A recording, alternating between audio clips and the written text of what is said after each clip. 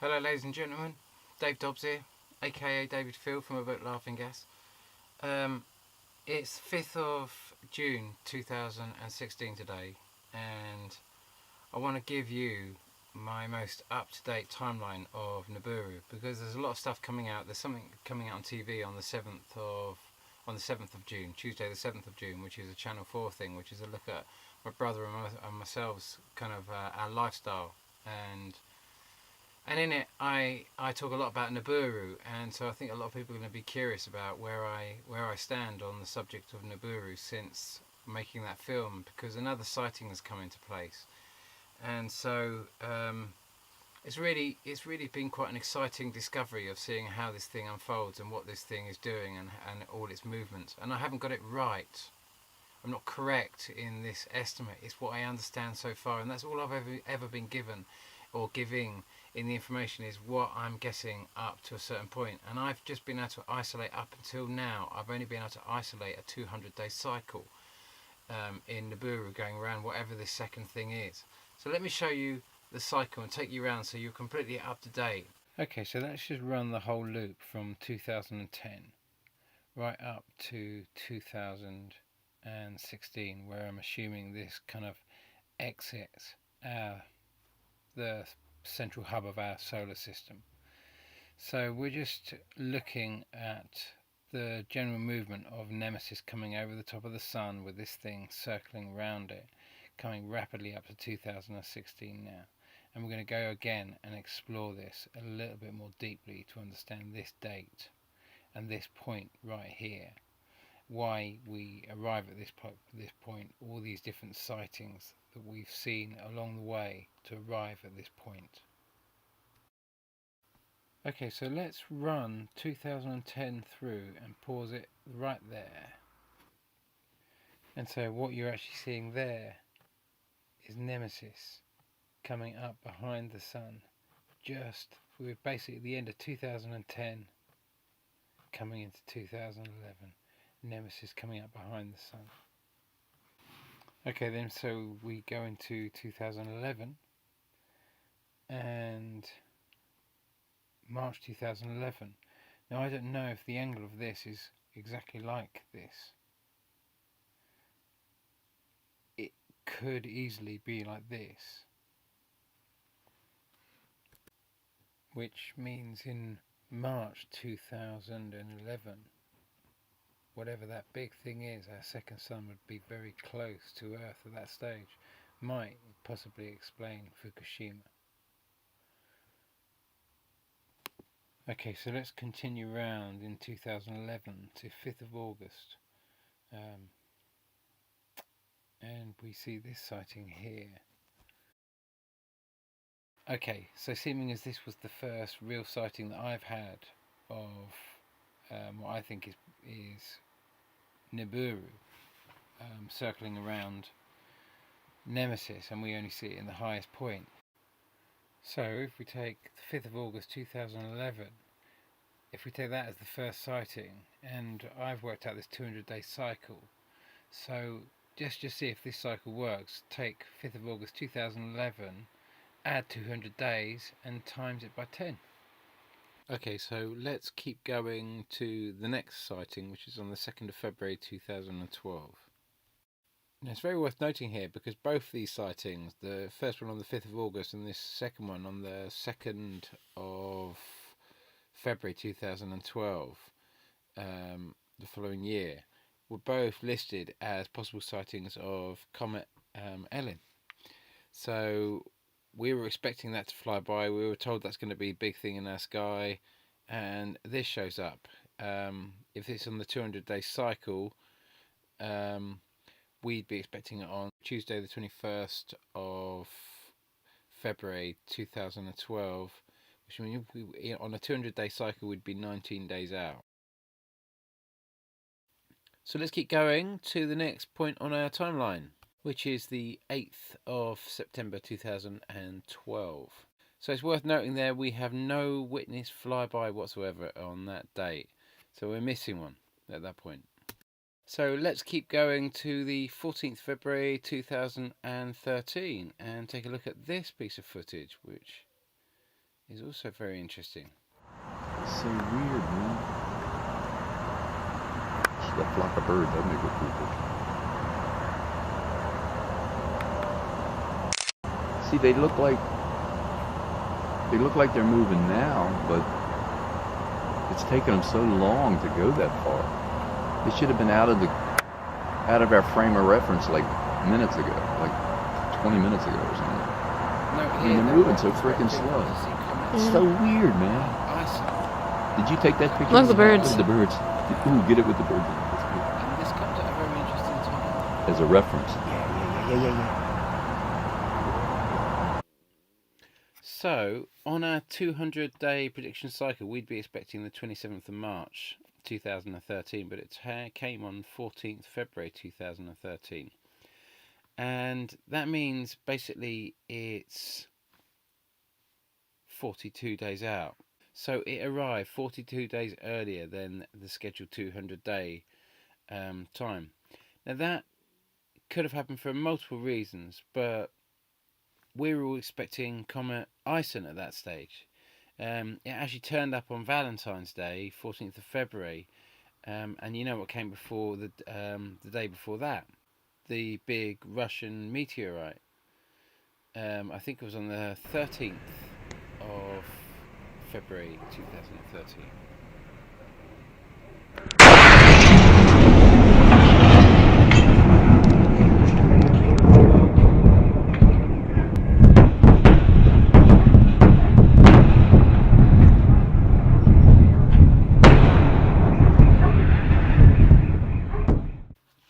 Okay, so let's keep going around, and we come to the next sighting, which is on the 14th of October 2000. Okay, here it is again. I'm using night mode now, and it's just moving very slowly towards the eastern sky with a mist around it the whole time. A mist that is circling. The mist is like, hard to describe, elliptical around it.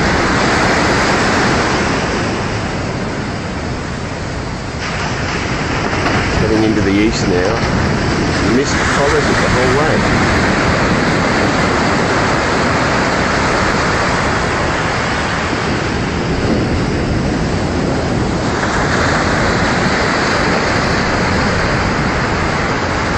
It's silent. Fairly bright. At first I thought it was the moon. Size-wise, maybe the size of maybe quarter moon.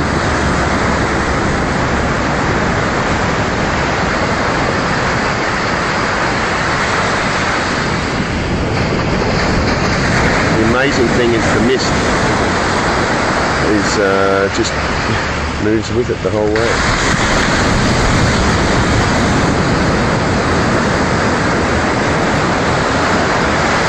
The ocean below, still moving, constant speed.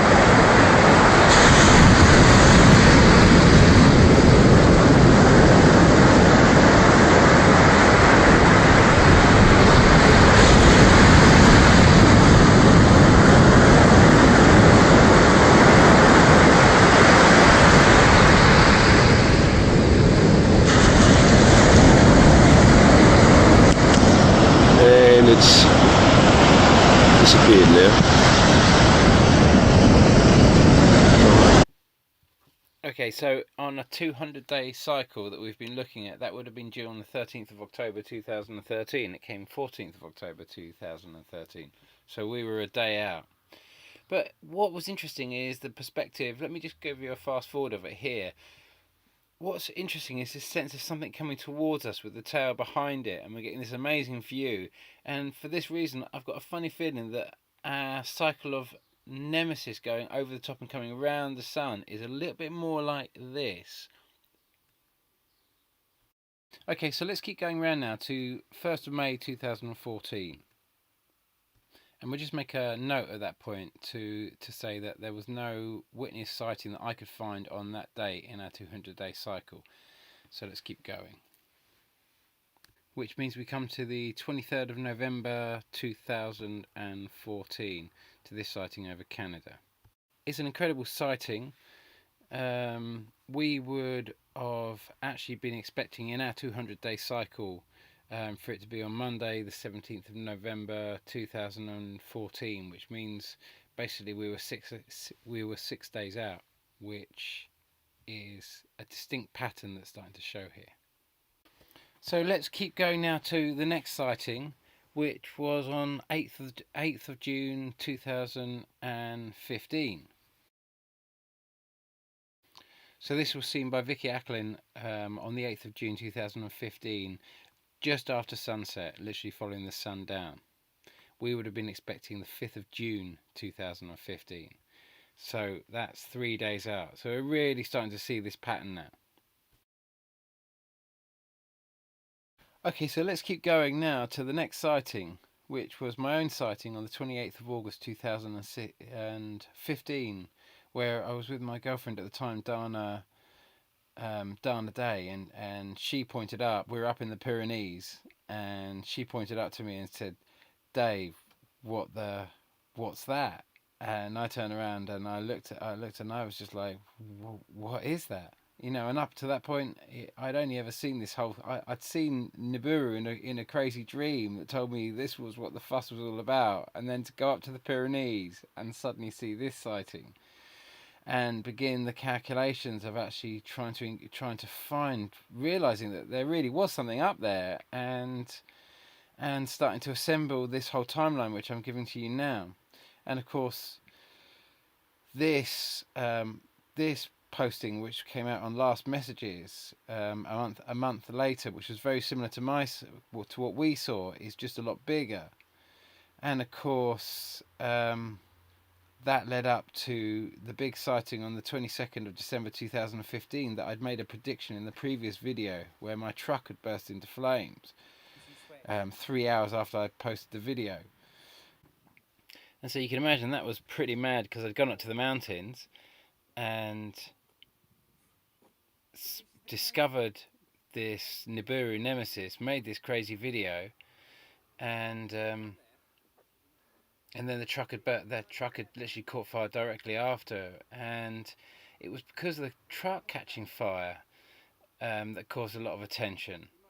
That really put me on the radar a lot more. I thought it was really losing everything, but actually put me on the radar a lot more in my whole story, made my story a lot more public. And then the video went on to get nearly 100,000 hits, which was when Channel 4 or Love Productions got in contact with me soon after that, and it all started getting quite curious, and I was seen as really quite a madman, until of course we come round in the cycle to the next point, which is the 22nd of December, and we have these two sightings.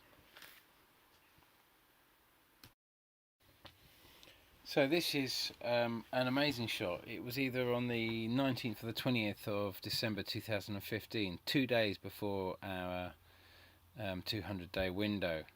And you know, I wondered what the tail was made of, and you know what I'm thinking now is, because the way it orbits around this thing but gets very close to the sun each time it does a cycle, I'm of a mind that the surface is actually getting vaporized by the heat of our sun as it's flying on through. I don't think this is ice, I don't think this is a comet, I think this is a planet, and the surface is literally leaving a trail of everything that's coming from this. That is the vapor trail. And then this 4 days later. Holy moly, that's no freaking airplane. December 24th, 2015. Central Indiana, this is Becky Lewis. Oh my freaking God. Are you kidding me? Let me tell you, that is no freaking airplane. That's in the southeast, where I always get the red glow. Holy God. Shit, I can't even hold it still. Please, excuse my language. Oh my gosh. I am just tripping out. What the frick? Oh my freaking gosh. Friends, it is going to go behind that stuff and I won't be able to see it anymore. Oh my gosh. And of course, here's where we've had the big sighting that's changed everything. This is on the 28th of March 2016. Now this was a day before I made my, or a day after I made my last video saying that we were coming to the 100-day point in the 200-day cycle. So we were basically 100 days. We were right in between the 22nd of December 2015 and the 11th of July 2016. So Becky Lewis filmed this on that day, and this is filmed at sunset, so it looks like it's heading in the same direction, except that note that she's filming this at sunset, not sunrise. So you've got a picture that she's looking out at the same kind of thing, but she's upside down from where she was at sunrise when she first filmed it on the 24th of December 2015, 100 days before. So you're getting the reverse thing. So what this actually means is we're seeing Nibiru and another planet that's obviously orbiting Nemesis. We're seeing these planets for the first time on the far side of their cycle, which means it's passed clean through the ecliptic, because we haven't been able to see these because they've been too close to the sun, and suddenly on this side they're not close to the sun anymore. So it means it's dropped through the southern hemisphere of our solar system and is heading out from whence it came.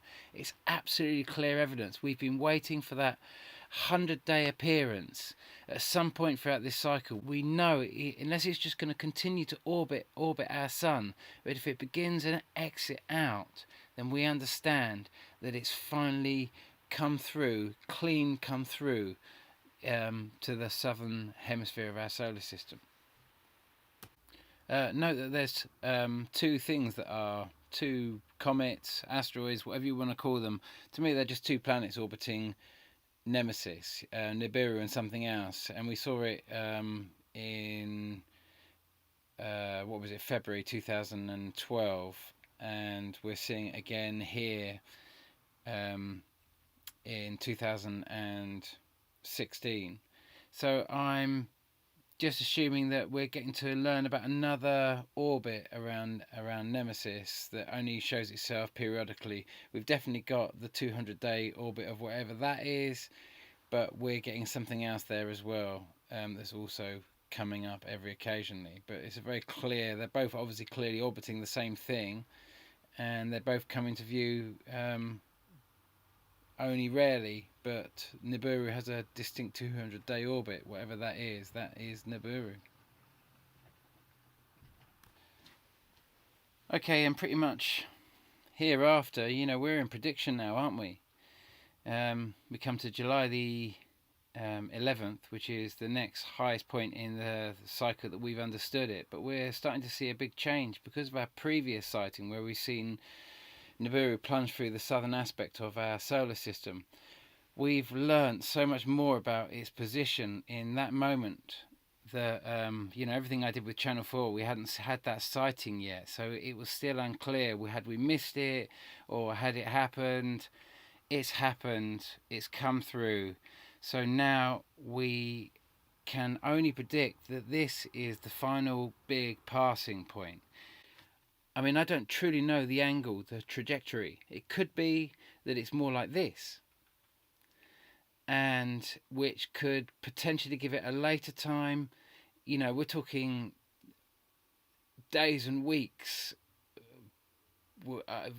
more than months here, a difference. But at this point, we've got a juncture around about December, January. It could be earlier, I truly do not know its position. I'm desperately trying to calculate it on a very limited amount of sightings and information. I built this whole flash player. What to do with the information that I've had. No one's really been able to understand me. I'm just completely doing this on my own. I live in a truck. I'm trying to put this information together. I've just lost everything in a fire. I'm trying to make enough money just to sort of get all the stuff. So I'm building a house while I'm doing this and trying to work out how best to do this. So I'm thinking, you know, because I've had to try and find some work to make some money and everything else like that. So to try and put all this information together, I thought how best to do it. And I thought best to learn how to use Flash and to try and compress all this information into some functional pathway that everyone can understand.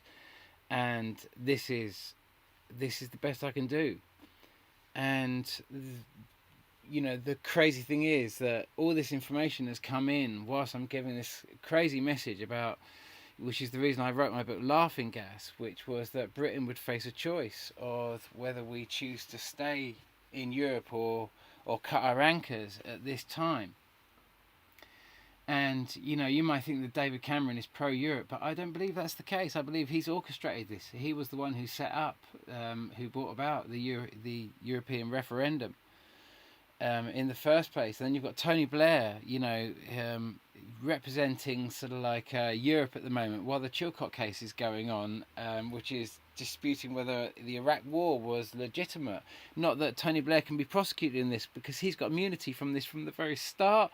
So you've got this person that's representing Europe that we all absolutely loathe.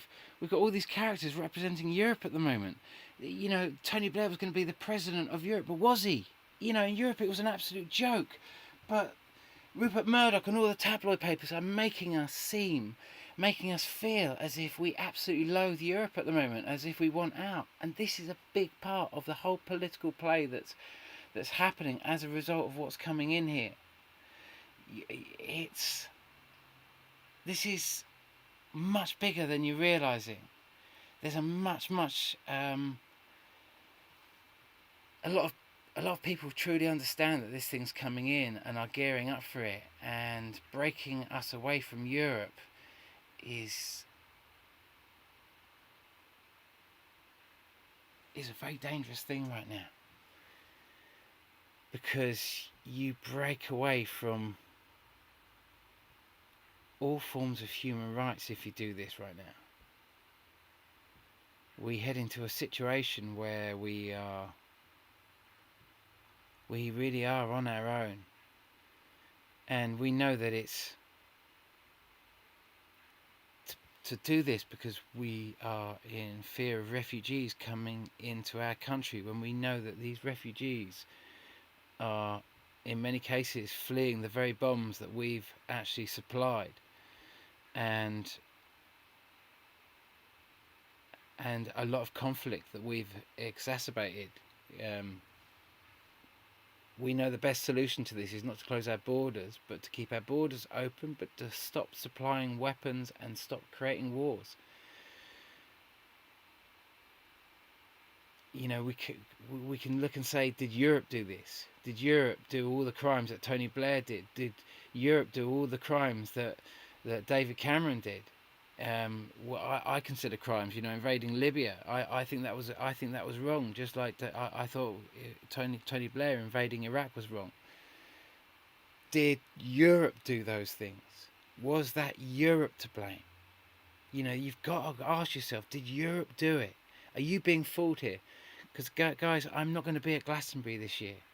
You know, number one, I haven't. You know, I've been invited to go along and what have you, and get involved in the Gorilla Bar and what have you, which is a big part of what I've done for many years. But I'm not going to be doing the House of Come-Ons because I'm not really welcome to do that. You know, I'm pretty mad at the moment, and soon to be the maddest man in this country. But I cannot contribute to a massive show that's going to be a massive distraction to this EU vote, because I see what they're doing. They're trying to distract you away from it, repulse you away from Europe. And Europe is what you won after the Second World War, after all the lobbying. That's what you finally got, a proportionally run electoral system. And all I can ask you is, if you believe in your heart it is an undemocratic process, can I ask you, hand on your heart, did you vote in that, what you call a non-democratic process? Because if you didn't vote, then I can only tell you that what you call was a non-democratic process was simply a non-democratic process for you. Europe didn't do this, guys. Tony Blair, our horrible government, David Cameron, you know, these are all, you know, you can't blame Europe for this. You're being fooled. You're being fooled. Don't do it, guys, because you don't want to break from Europe when this thing is coming in. You just don't want to do that. It's called karma displacement, where you blame something else. It's a scapegoat. You don't want to make this mistake. Guys, I'm not going to go to Glastonbury. I'm going to vote. And then I'm gonna get out of the country because I've got a funny feeling you're all gonna do what you normally do. You're not gonna vote, and then you're gonna blame your apathy, or you're gonna blame the whole system that is really your apathy. You know, 66% of the population didn't vote in the last European election, and it was taken over by the very people that are telling you it's such a terrible thing. Took over the European Commission, tried to drive us into TTIP, and then you blame Europe, but it's actually the non-voters that had complete power. It's a proportionally run system. Guys, you're being duped. You know, don't let your apathy take over here. Don't let this big show, Glastonbury, be a massive distraction. Make sure you vote. Make sure you do what you've got to do. You know, because if you lose Europe, you lose. You truly lose all power of choice, which means you lose your sovereignty. And that's what this is all about. Because if you're not sovereign when this thing comes in, you are in a very vulnerable place. We are in a very vulnerable place. So I'm going to vote by post myself, and I'm not going to. I don't even want to be in this country at the point of that election in case you decide to vote out, or just do the worst thing possible and sit on the fence and don't vote at all. Thank you, ladies and gentlemen. Sorry for a bit of a rant, but loving you and leaving you.